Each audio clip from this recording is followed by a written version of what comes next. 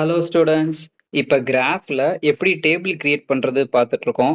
போன வீடியோல நம்ம y is equal to 2x பார்த்தோம். இந்த வீடியோல நம்ம y is equal to 2x plus 1 பார்ப்போம். இதுதான் நமக்கு equation y is equal to 2x plus 1.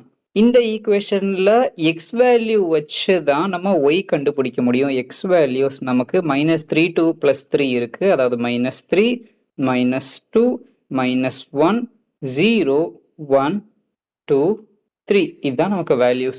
y value கண்டுபிடிக்கிறதுக்கு தான் இந்த ஈக்குவேஷன் யூஸ் ஆக போகுது. அதாவது x வேல்யூ என்னவா இருந்தாலும் அத இந்த y is equal to 2x plus 1 இதுல சப்ஸ்டியூட் பண்ணா நமக்கு y வேல்யூ கிடைச்சிரும். இப்போ ஈக்குவேஷன் என்ன பாருங்க, 2x plus 1 தானே, அதாவது 2 into x 1 ஆட் பண்ணிக்கணும். இங்க x வேல்யூ -3 இருக்கும்போது நமக்கு 2x என்ன வரும், அதாவது 2 into -3 -6 -6 plus 1 நமக்கு -5 கிடைக்கும். ஓகே, இப்போ x ஓட வேல்யூ -2 இருக்கும்போது -2 into 2 -4 -4 plus 1 -3 பேட்டர்ன் ஒன்று கிரியேட் ஆயிட்டு இருக்கு பாருங்க. இப்போ x வேல்யூ -1 இருக்கும்போது 2 into -1 -2 -2 plus 1 -2 plus 1 -1. ஓகே, இப்போ x வேல்யூ 0 இருக்கும்போது 2 into 0 0 0 plus 1 1. பாருங்க 2 2வா இன்க்ரீஸ் ஆயிட்டே வருது.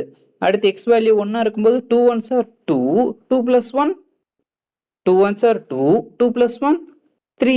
இங்கேயும் அதே மாதிரி தான் 2 2வா தான் இன்க்ரீஸ் ஆயிட்டு போகும். அடுத்து x வேல்யூ 2 இருக்கும்போது 2 2s are 4 4 plus 1 5. அடுத்து x வேல்யூ 3 இருக்கும்போது என்னவா இருக்கும் 7.